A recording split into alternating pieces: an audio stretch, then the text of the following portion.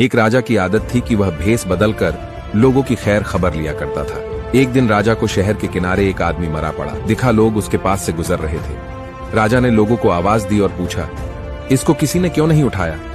लोगों ने कहा, क्योंकि ये बहुत बुरा और गुनहगार इंसान है। ये सुनकर राजा ने उस आदमी की लाश उठाकर उसके घर पहुंचा दी। उसकी पत्नी अपने पति की लाश देखकर रोने लगी और कहने लगी, मैं गवाही देती हूं कि मेरा पति बहुत नेक इंसान था। इस बात पर राजा को बड़ा ताज्जुब हुआ और कहने लगा, ये कैसे हो सकता है? लोग तो इसकी बुराई कर रहे थे। उसकी बीवी ने कहा, मुझे भी लोगों से यही उम्मीद थी। दरअसल हकीकत ये थी कि मेरा पति हर रोज शहर के शराब खाने में जाता और सारी शराब खरीदकर घर आकर नालियों में डाल देता और फिर वैश्या के पास जाकर उसकी एक रात की पूरी कीमत देकर कहता कि अपना दरवाजा बंद कर ले, कोई तेरे पास ना आने पाए, और फिर घर आकर भगवान का धन्यवाद करता। लोग उसको इन जगहों पर जाता देखते थे। मैं इसलिए अपने पति से कहती कि याद रखना, जिस दिन तुम मर गए लोग तुम्हें नहलाने तक नहीं आएंगे, न तुम्हारी अर्थी को कंधा देने आएंगे।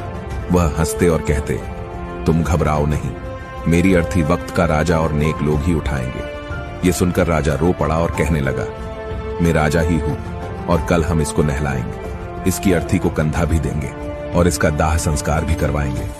निष्कर्ष, अक्सर हम दूसरों से कुछ सुनकर अहम फैसले कर बैठते हैं और अंत में